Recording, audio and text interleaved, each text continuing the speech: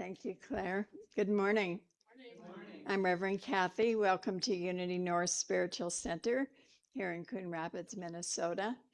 We are an inclusive community. We welcome and accept all people. So whoever you are, wherever you are on your spiritual path, you're always welcome here at Unity, and we're glad you're with us today.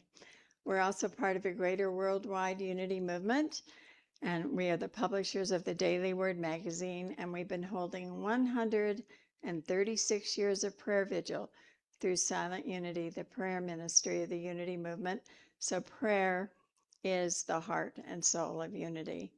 We always have a prayer chaplain available for you after service, and today's Nancy, and she's available here in person, so you can ask her for prayer support, or you can give her a call, and in that first hour, she'll get back with you. So our healing facilitator has been switched from Wendy, couldn't do it today, but it's now Julie Hollingsworth, so she'll be available for healing support too. So let's see, and I want to thank Rhonda Italiano for speaking last Sunday while I was away. Let's give her a big hand. She's not here, but I had 10 straight days off. Yeah. And I didn't go anywhere, but I actually had a great weekend last weekend because my youngest son, Justin from Minot, North Dakota, drove over to see me, and we celebrated both of our birthdays together. Mine was June 23rd, and his is July 7th, so he came in between. And we realized that it has been 22 years since we have done that together, just the two of us. Because of families, kids, families, and living far away. And the last time we did it, I was living in Santa Cruz, California. He was in Fargo, and I had a family or a unity conference, and guess where it was? Minneapolis. And he drove over, and that was before Siri, so it was like 22 years ago. He had maps, and he hit all this construction, and it took him hours.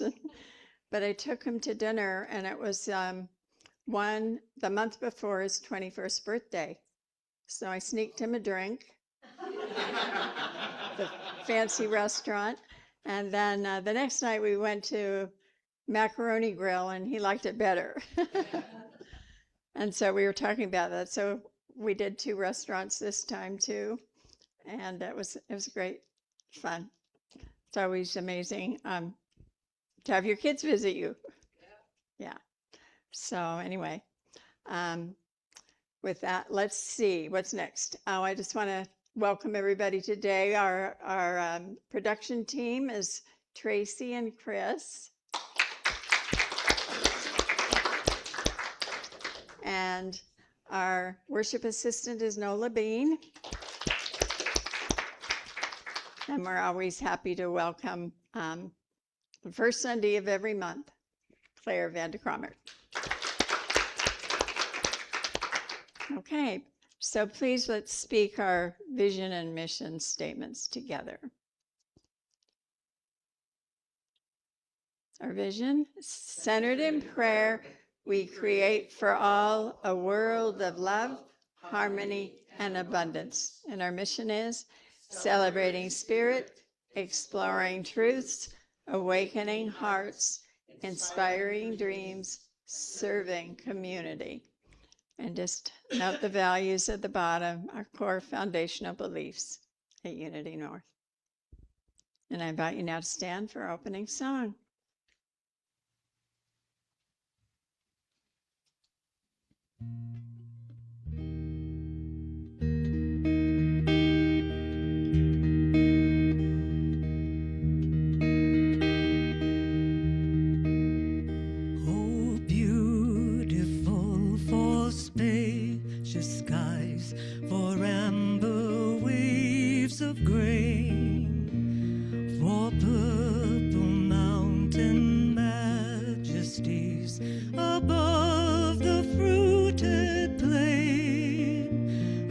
America, America. God shed your grace on thee, and crown with good each neighborhood from sea to shining sea. Oh, beautiful thy immigrants who hail from every land, their hope and art and diligence like gifts from God's own hand. America, America, thy grace shall yet remain to greet the poor who reach ashore with open arms again. Oh, beautiful, oh, Mother Earth, all nestled at your breast, just as we sing with love and pride, so nations all are blessed. America, America, alone cannot abide. God, give us pause to mend our flaws with truth, our only guide, and crown with good each neighborhood from sea to shining sea.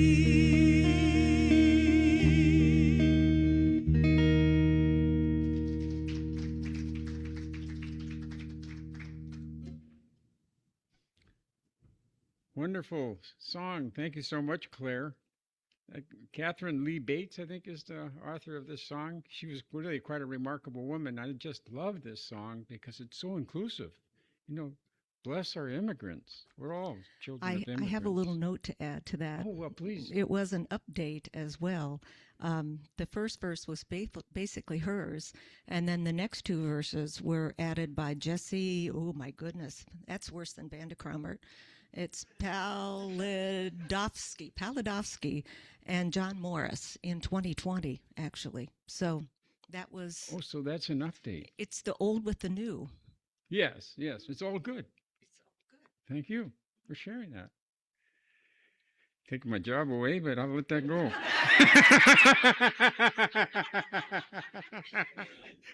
Okay, well, this is the time in the service when we greet one another. I think that was kind of it. Let's hear that laugh again. Wave at each other. Hey, all right, we're all here. And there's Candy online. She made it this week, or the 4th of July. Yeah, missed you last week, Candy. Glad you're here today. Okay. So let's take a minute and center ourselves. Or I should mention, if you're in the audience and you have any concerns, or if you're online, you can use the chat box and that message will be saved. But also, if you're here and you have any questions, you can either talk to myself or the ushers or Reverend Kathy afterwards about your concerns. So we want to welcome you again. So we'll get prepared for prayer requests. This is when the time of the service when we do prayer requests. So let's all take a breath or two to further center ourselves. So as you breathe in peace, love, and joy. And as you breathe out, release stress, worry, and fear.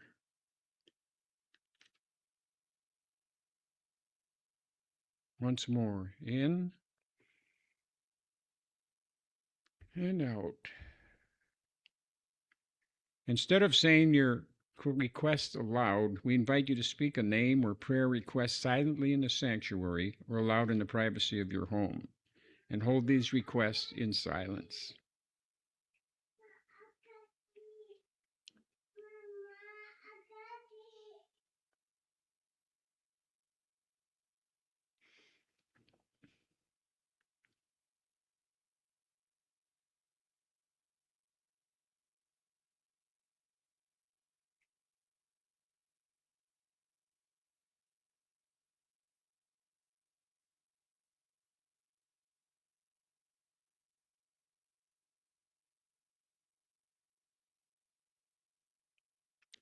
We give thanks in advance for answered prayers, and we thank the divine compassionate Spirit. And so it is. Amen. Please stay centered for the daily word. Today, Sunday, July 5th, the word of the day is interdependence. I am connected with all beings. We are one with God. At our best, members of the human family rely upon and support one another. We give and receive. We help and are helped. We comfort and are comforted. I remember this if at times I feel alone in the world. Even if I'm tempted to cope with a difficult situation on my own, I will accept an offer of help if it comes. Likewise, if I see someone struggling, I will offer to lighten a load. With each interaction, I deepen my awareness of the infinite goodness in all people. I also express my spiritual nature more fully and easily as I communicate, cooperate, and contribute to the good of others and open my heart to receive. We belong to one another, united in our divinity and interdependent in our humanity. So from first chapter of Peter, or third chapter of Peter, verse 8, finally, all of you have unity of spirit, sympathy, love for one another, a tender heart, and a humble mind. And with that, Claire will prepare us for meditation.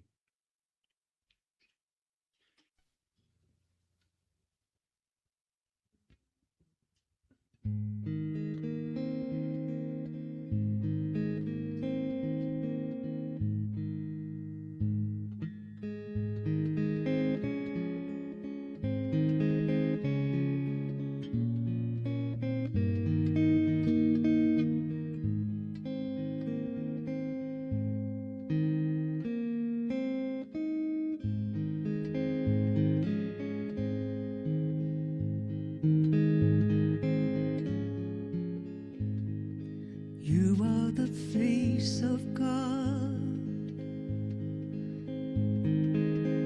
I hold you in my heart.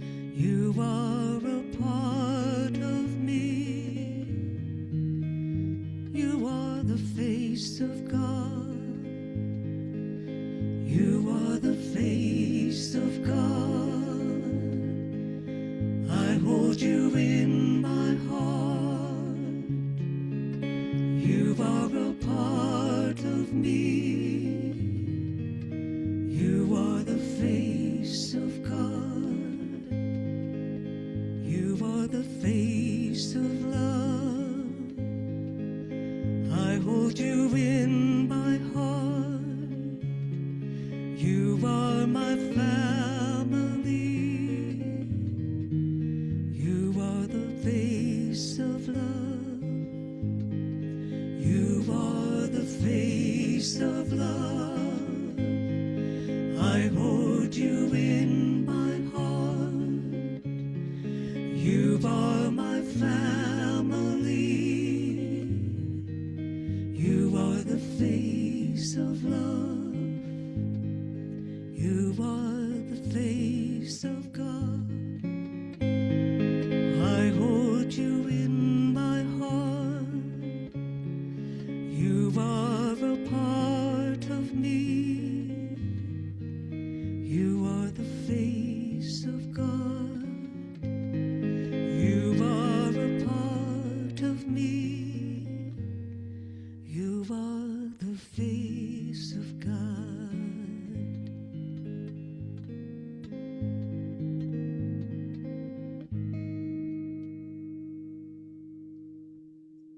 I invite you now to sit back, close your eyes, and prepare for meditation. This 4th of July weekend, we're standing at an historic threshold, America's 250th anniversary. 2.5 centuries ago, a radical declaration was inked into history daring to assert that human beings are endowed with the right to life, liberty, and the pursuit of happiness. But freedom has never been a static gift. It is a living, breathing promise that requires constant tending. To explore the depths of true liberty, we lean on its two essential pillars, courage and compassion.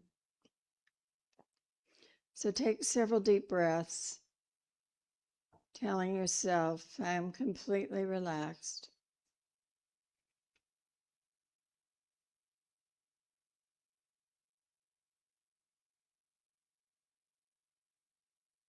And bring your attention to your own heart and connect with the pillar of courage.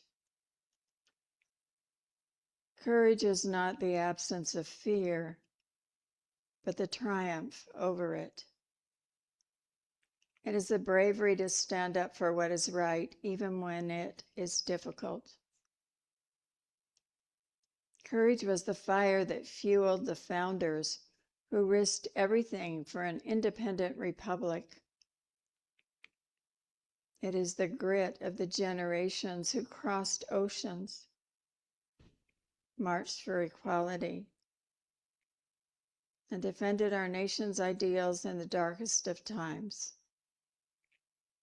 Courage asks us to face our personal and collective challenges head on, standing steadfast for the liberties we hold dear. So take a deep breath and inhale courage and let it fortify your spirit. I am filled with courage. I have all of the strength and courage I need. It lifts my spirit, releases fear and worry, and gives me new confidence for the future.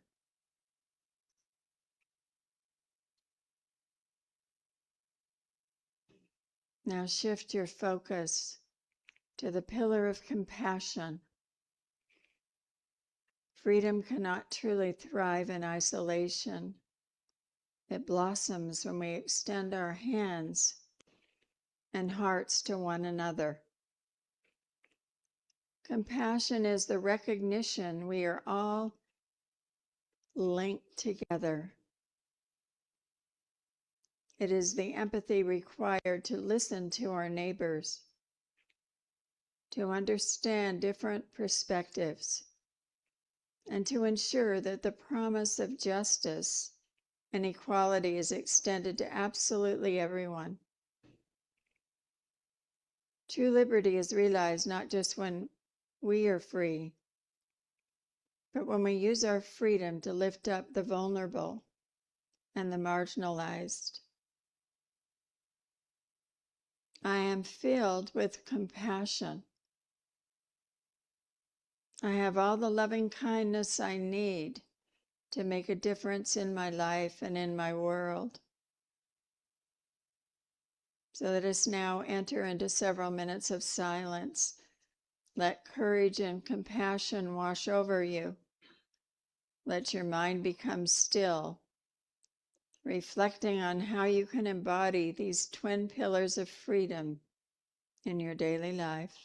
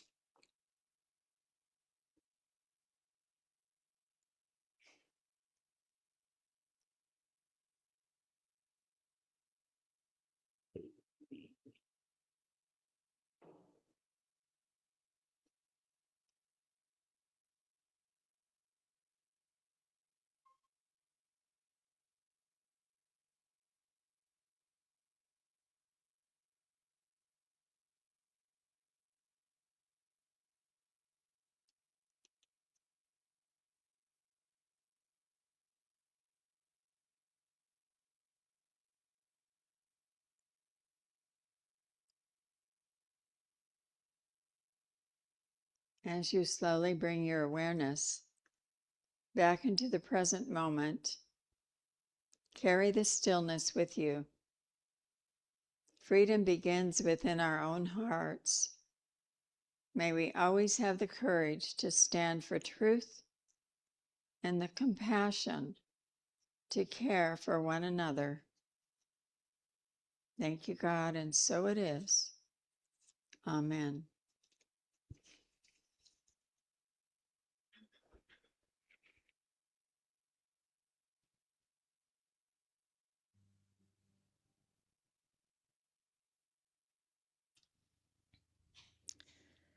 I went back a while ago and listened to the recording of King's I Have a Dream speech.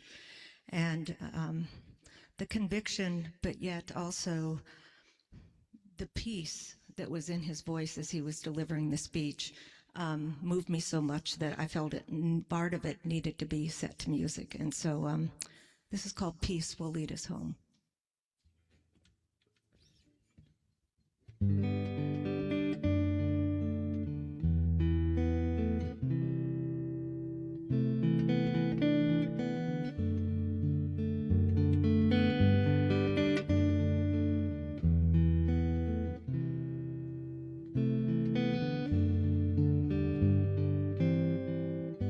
I have a dream.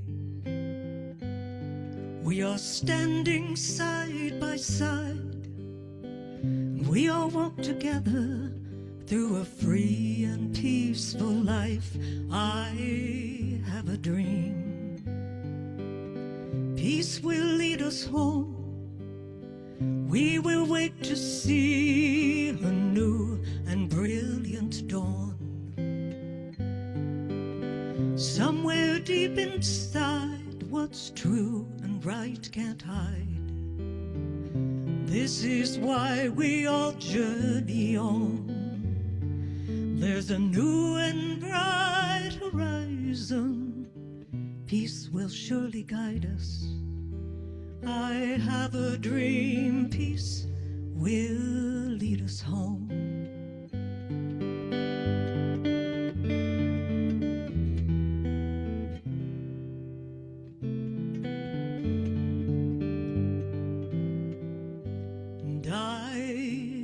A dream.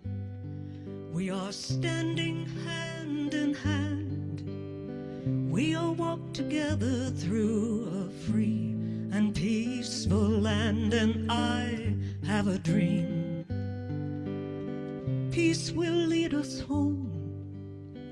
And we will wait to see a new and brilliant dawn. And peace will be our guide. Let peace grow deep and wide. Let it ring from mountain's top, thunder sea to shore. There's a new and bright horizon. Peace will surely guide us. I have a dream we'll finally see. Peace will lead us home. I have a dream we'll finally see. Peace will lead us home.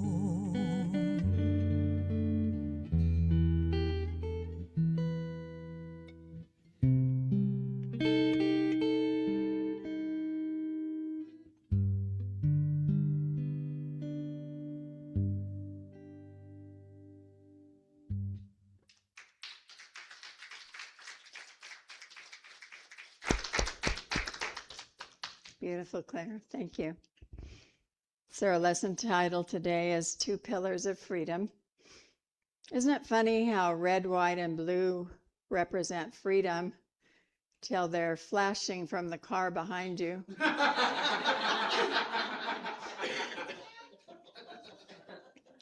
Two friends are talking about their family histories during a July 4th picnic. The first friend brags, "My great-grandfather fought with Napoleon. My grandfather fought in World War I, and my father fought with the Americans in World War II. The second friend shakes his head and sighs. Geez, your relatives couldn't get along with anyone, could they? So I know you all like to groan sometimes. So what causes dry skin after swimming on the 4th of July? A towel. Such a dad joke. I thought someone was going to say algae. Well, finally, this important advice. Remember to tell your kids, don't play with fireworks. Have the adults who've been drinking all day set them off instead.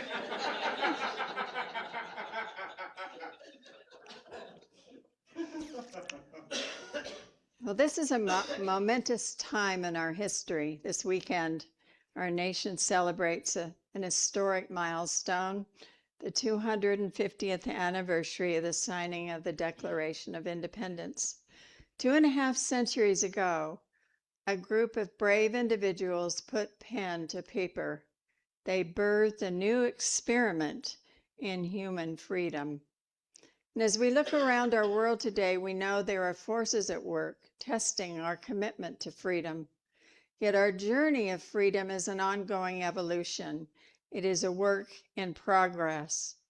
To sustain a nation, a community, or meaningful life for 250 years and beyond, we must rely on two foundational spiritual pillars, courage and compassion.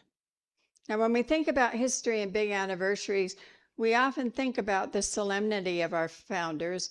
Human nature has always been a bit messy, and history is full of unexpected moments. In the early days of our country, a pioneer family was traveling out west. The father was a serious, strict man who wanted everything done perfectly. And they were packing their covered wagon. He told his young son, "We must only pack what is absolutely essential for survival.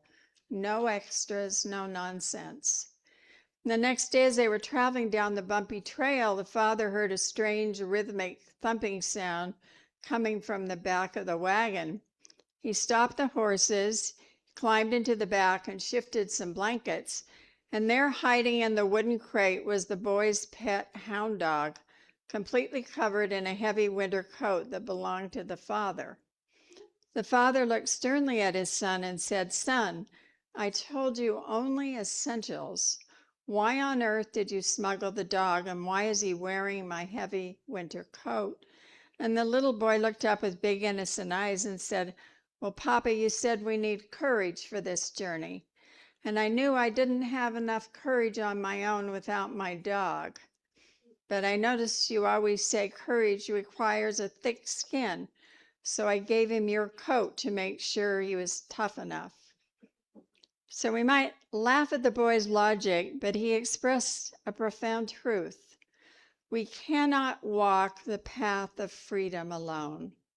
And we often think we need to harden ourselves to face the world.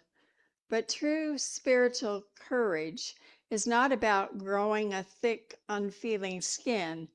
It is about keeping our hearts wide open, even when the road is bumpy. True courage is always paired with compassion. So when we look back 250 years ago to the birth of this nation, we see an immense display of courage. Imagine the sheer audacity it took to stand up and declare independence against the most powerful empire on earth at the time. The signers of the Declaration knew that if they failed, they would lose everything, their property, their families, and their very lives, and a number of them did. But what drove them was a vision of something higher. They tapped into principle, that there is a singular divine spark within each person that gives us the inherent right to life, liberty, and the pursuit of happiness. There's a story from that era that captures the spirit of courage. It is the story of a young woman named Sybil Luddington. Most everyone knows the famous Midnight Ride of Paul Revere. But in April of 1777, a 16-year-old girl named Sybil performed a feat that was twice as long as Revere's ride. Word reached her family's farm in New York that British troops were burning the nearby town of Danbury, Connecticut.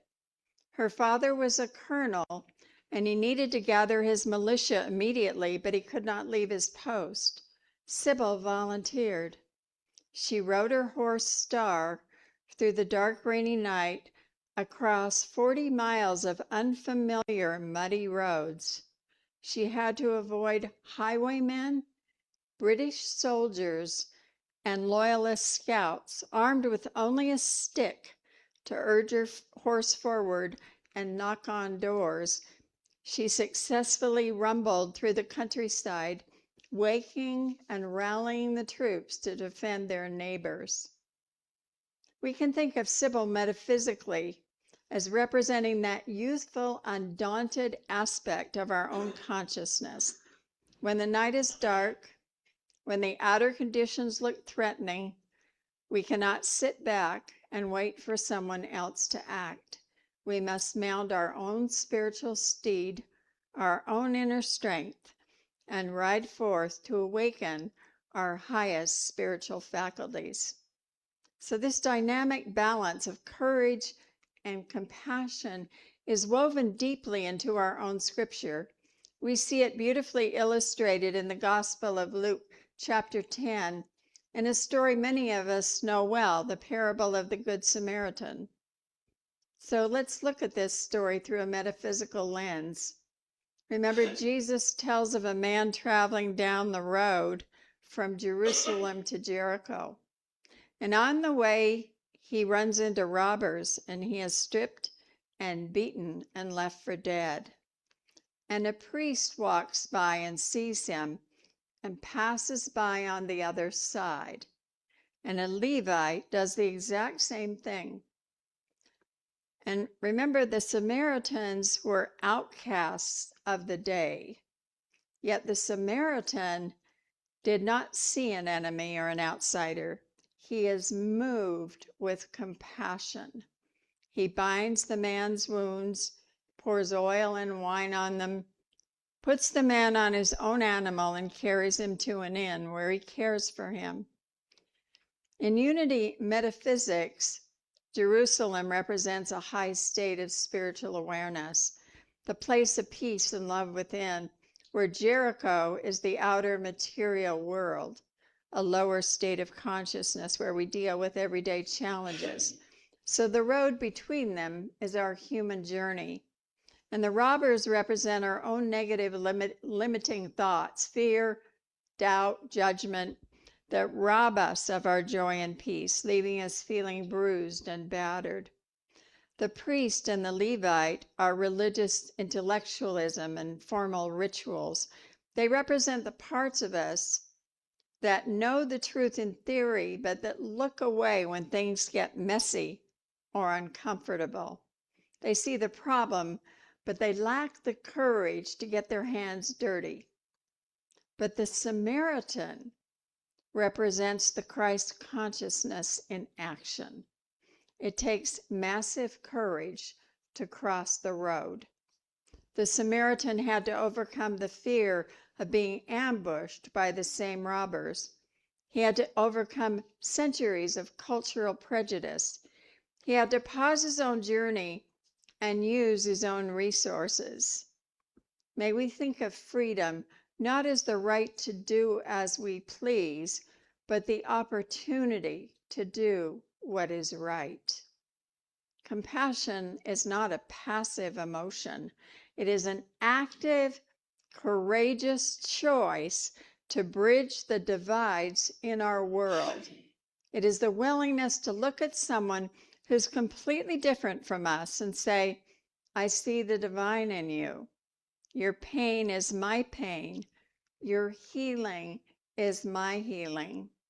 This understanding that true courage must be tempered with compassion is a universal truth found across all human cultures.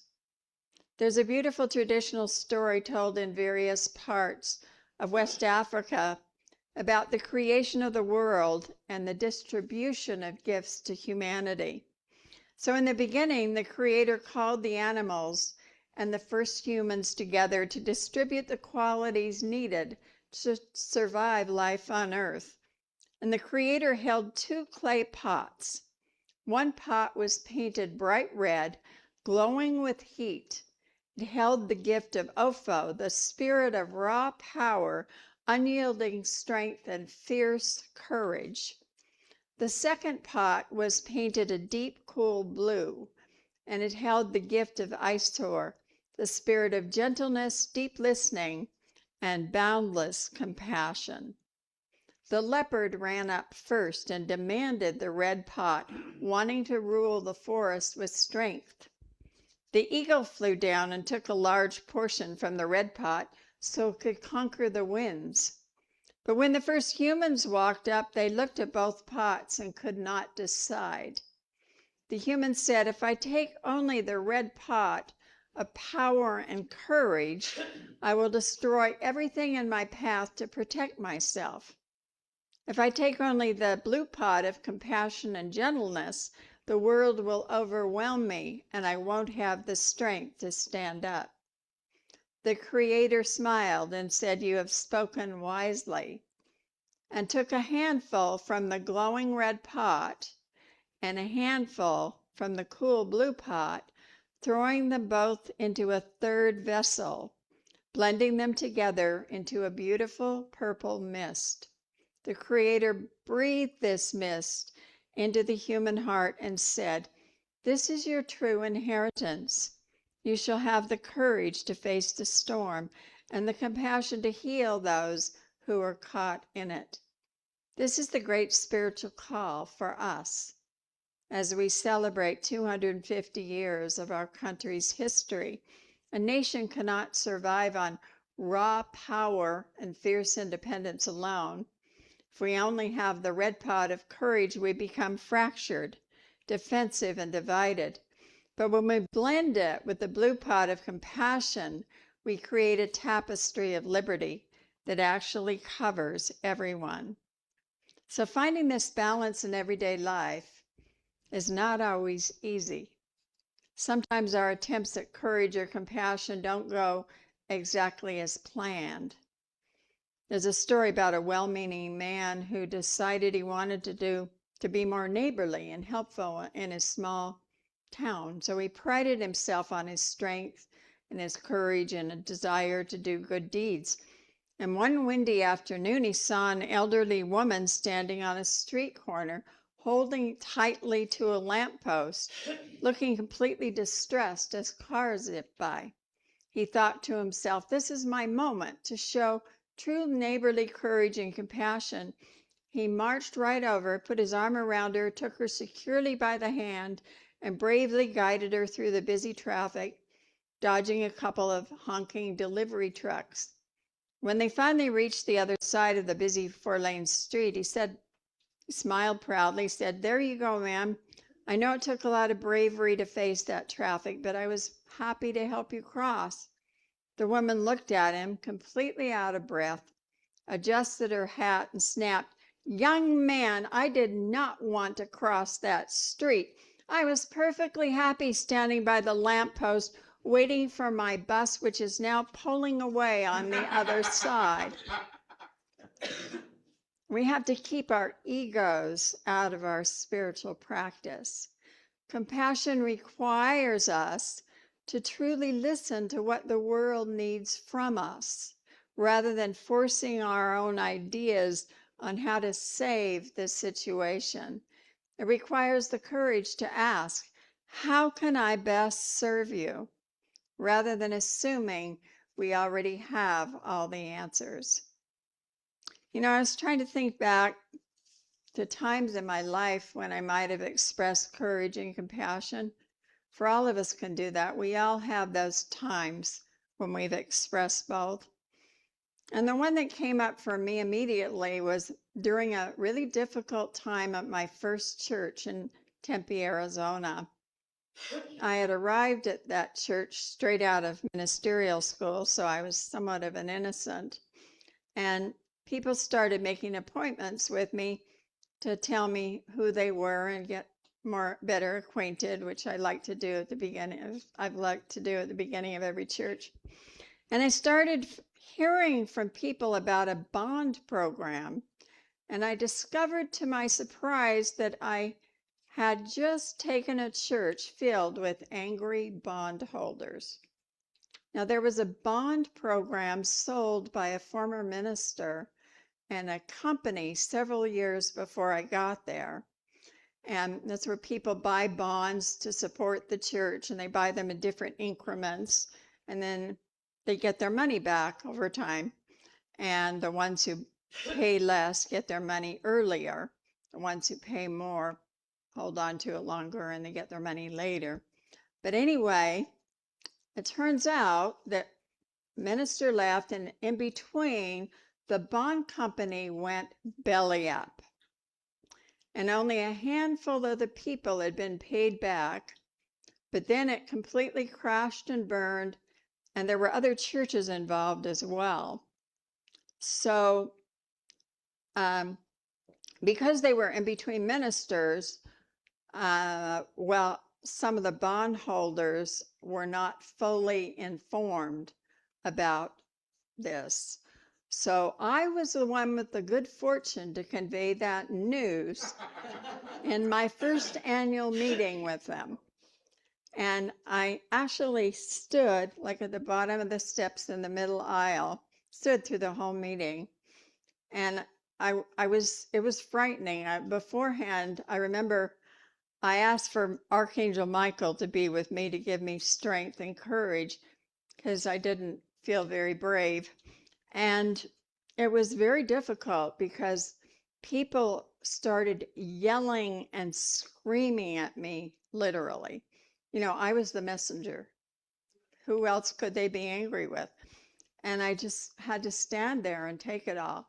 And I remember leaning into Archangel Michael to keep me from losing my temper and to keep my voice calm.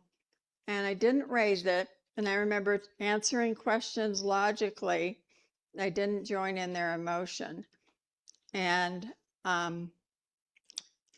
anyway, it was sad. And I remember I felt like it took courage because, you know, when you got a room full of people screaming at you, it's very scary.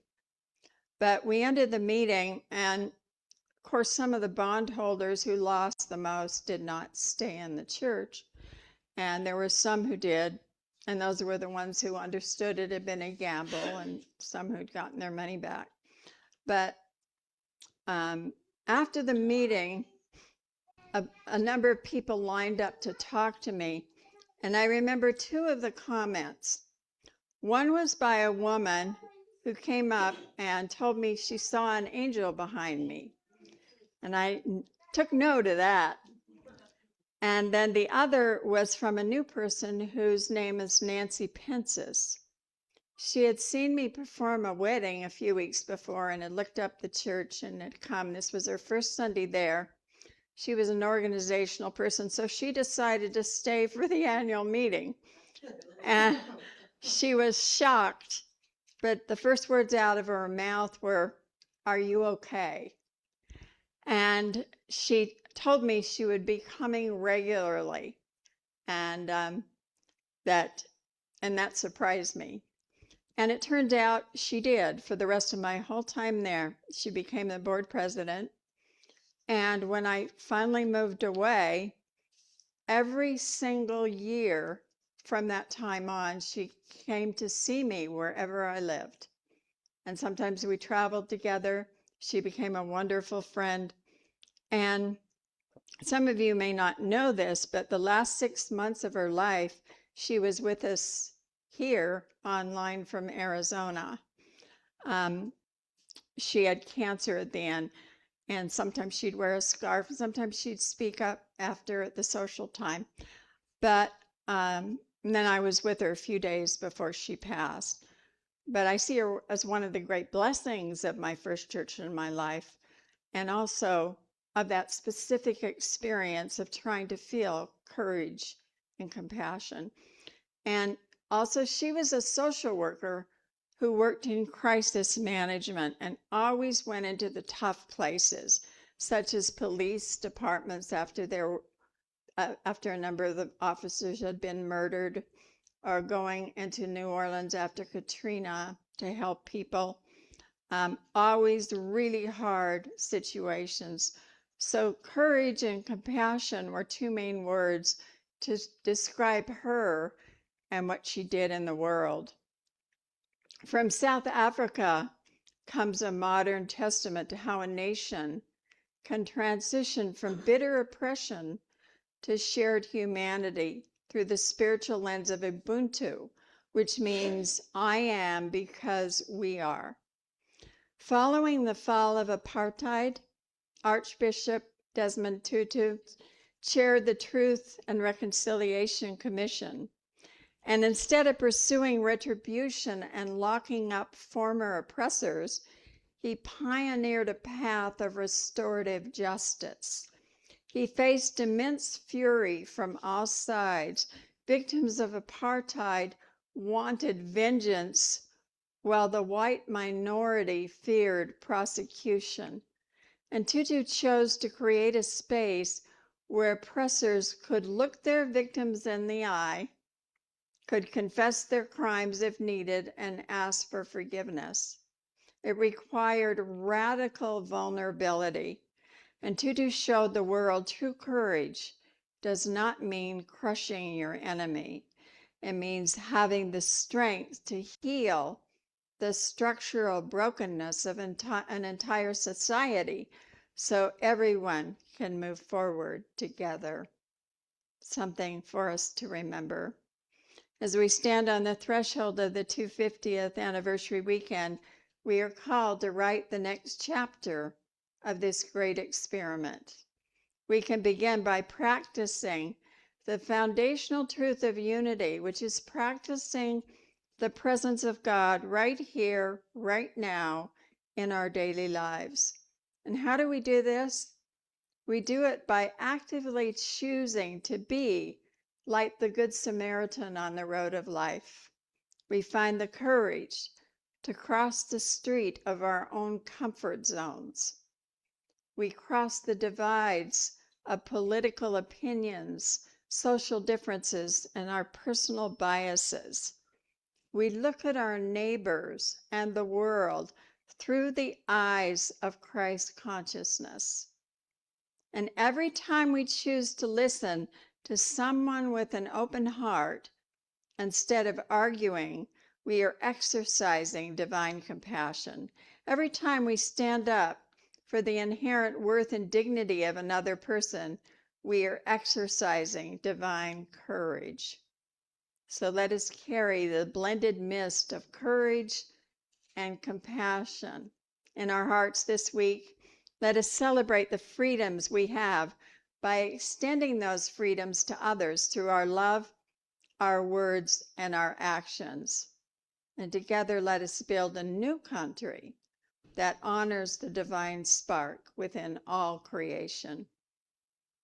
And we give thanks in advance for the courage to stand up for truth and freedom and the compassion to love each other. Franklin D. Roosevelt, our 32nd president, said, remember always that all of us, and you and I especially, are descended from immigrants and revolutionists. So happy 250th America, and may we come through this dark time with our freedoms restored and our democracy intact. May God bless us all. Thank you.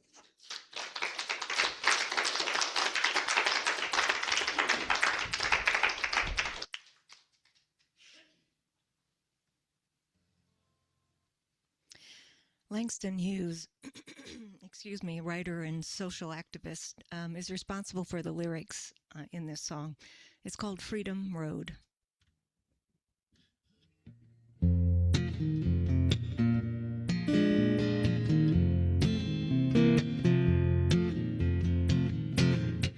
That's why we're marching on. That's why we're marching down Freedom Road. Ain't nobody gonna stop us, nobody gonna keep us from marching down Freedom Road. That's why we're marching, oh, that's why we're marching down Freedom Road.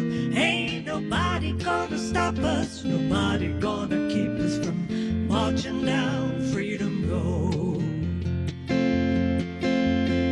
Ought to be as plain as the nose on your face. There's room in the world for the whole human race.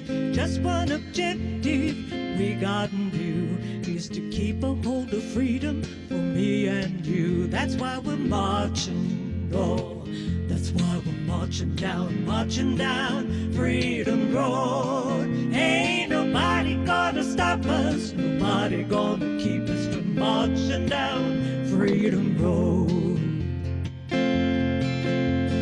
United we stand, divided we fall. Let's make the world free for one and all. We got a message and you know it's true. All of us together, me and you. That's why we're marching on. That's why we're marching down Freedom Road. Ain't nobody gonna stop us, nobody gonna keep us from marching down Freedom Road. Ain't nobody gonna stop us, nobody gonna keep us from marching down Freedom Road.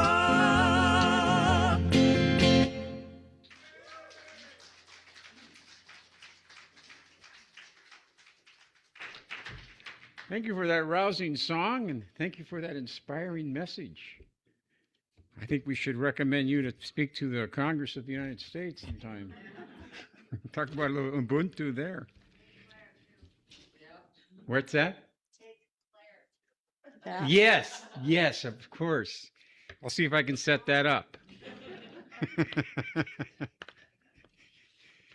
Okay, this is the time in the service when we make an offering and we practice being grateful for all the wonderful things, all the giving that's done in this community, all the different people that are involved with making this place run, and also the people that donate and people that bring food. There's all kinds of things. So let's think about what kind of gift that you're going to have that you've given, and let's bless it. You can give a gift, either leave a cash or a check in the basket here by the door here from the sacristy, or you can mail a check online. You go to our website, there's the UR code, and you can find a donate button, and you can pick a number of different things to donate for our community besides your tithe. So let's bless this offering. Please join me. Divine love flowing through me now blesses and multiplies all that I am, all that I have, all that I give, all that I receive. I am grateful. And now Claire will play an offering song.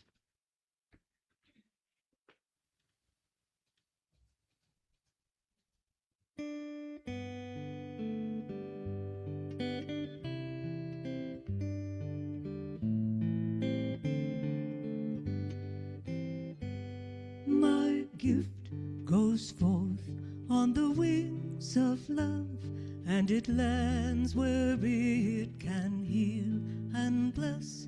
It returns to me, multiplied 1,000-fold, as the universe says yes.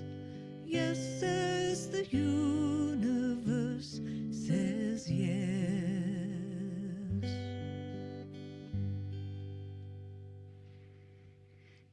Thank you, Claire. So now it's time for community news. Today, the prayer chaplain is Nancy Helbig. Is right here in presence. Her number is posted there for those of you online. You can see her phone number. Give her a call. We have a healing facilitator with us, Julie Hollingsford. She's in nursing, so she'll be available. But sign up for a session with her by the Bubbling Buddha. Okay, at this time, I want to ask Brandy to come up and talk about party. Let's give her a hand. Whoa, look at that. All right. All right.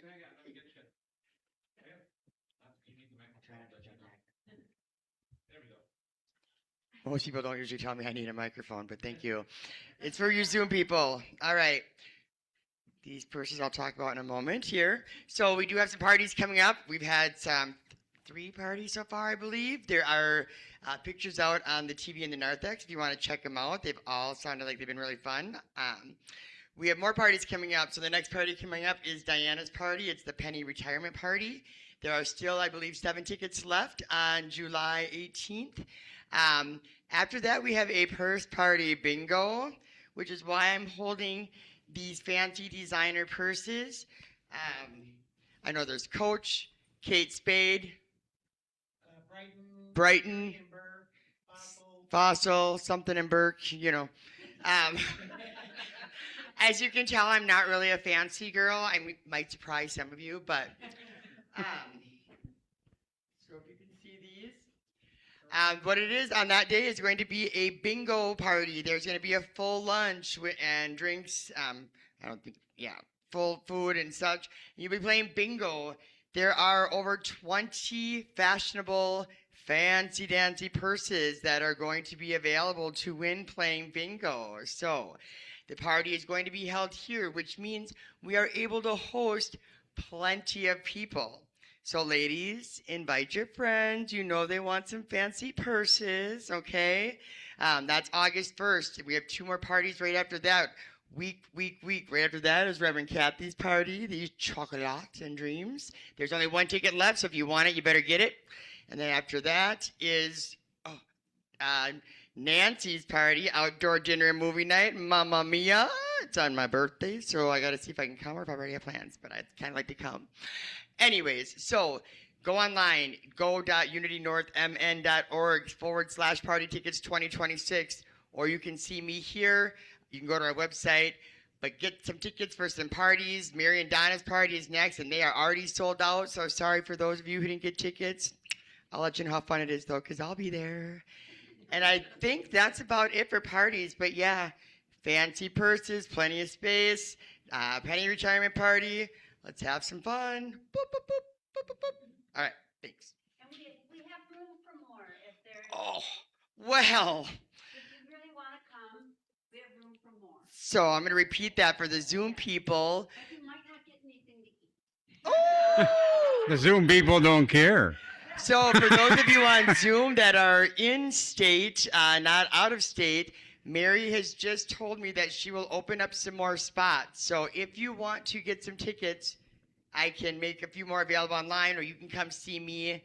I'll open up a few more spots, and Or just come to the house and we'll. or just come to the house, give Mary your money, and she'll figure it out. Yeah, we'll get money out of you. You know, they're open and welcoming. We all love to go to Mary and Donna's. And we have an air-conditioned garage. And they have an air-conditioned garage. I'm Wow. just repeating for Zoom people. Can't come in it, but we have an air.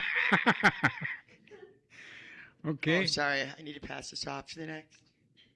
Okay. You're last, right, Kathleen? We got a trifecta today.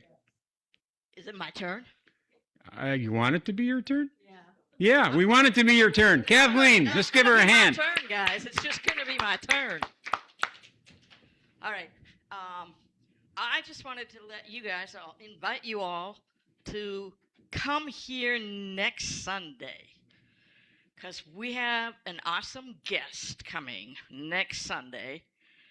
I kind of want to keep it a surprise, but I'll give you a hint. What have I been talking about for a very long time lately? Yeah. And so we have the executive director coming next Sunday to just talk to us for a few moments.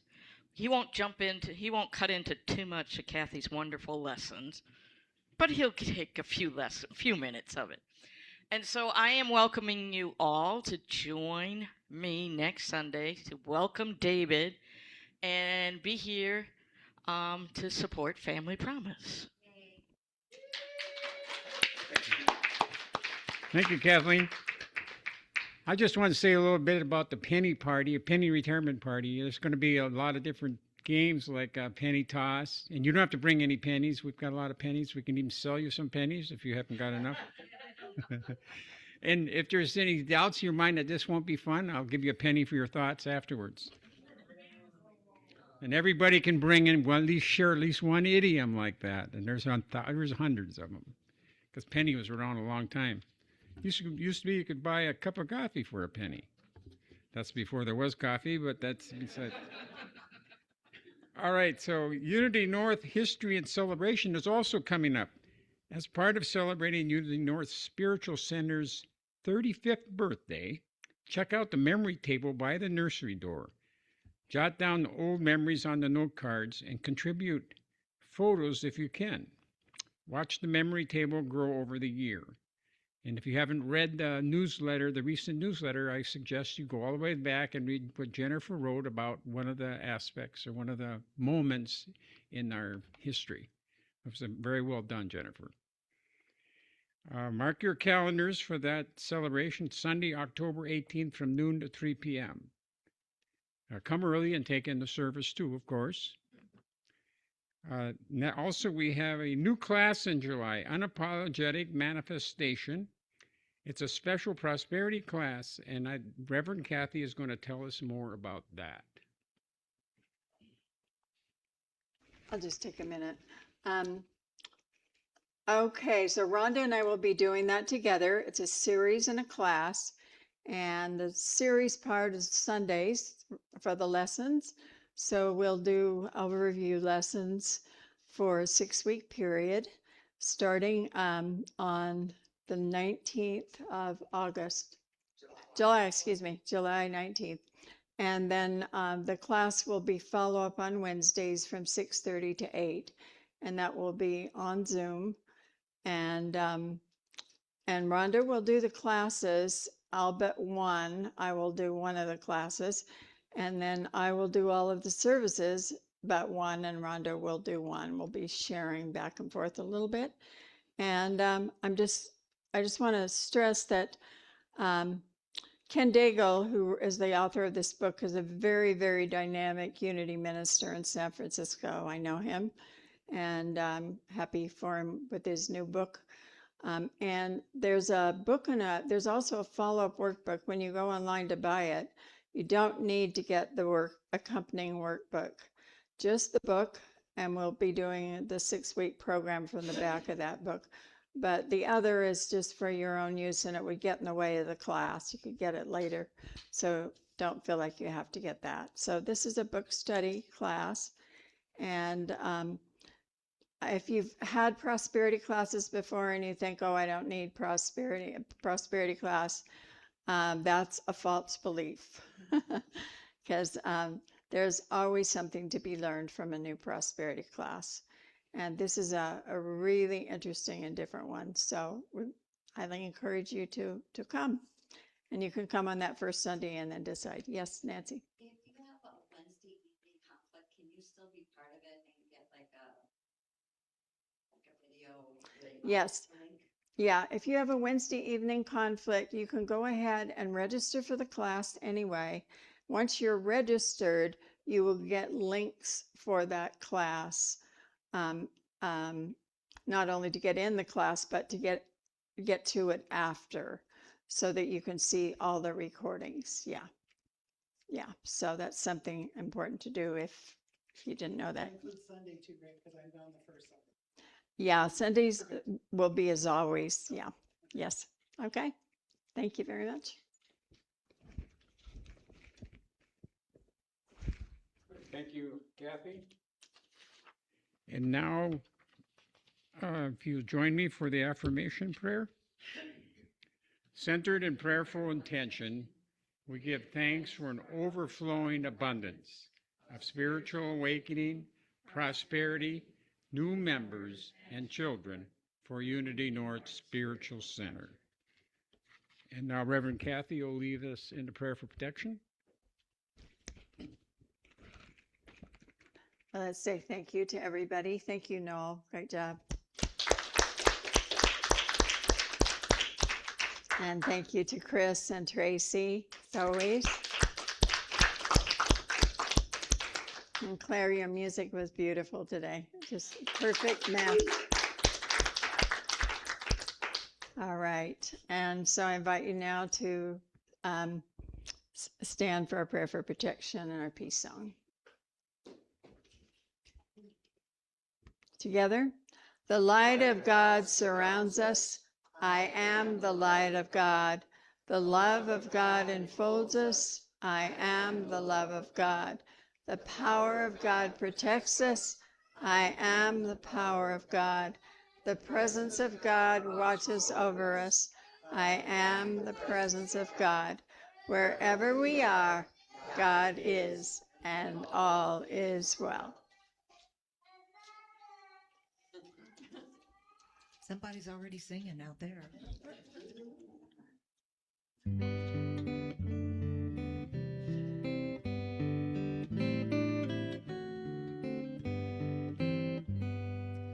Let there be peace on earth, and let it begin with me.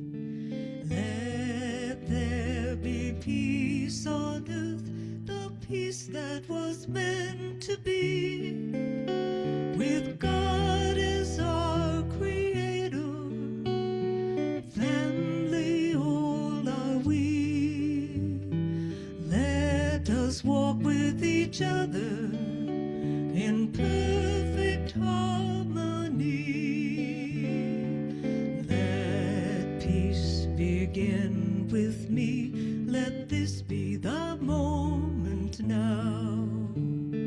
With every step I take, let this be my joyous vow.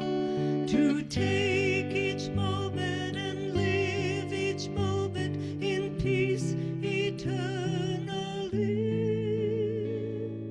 Let there be peace on earth, and let it begin with me.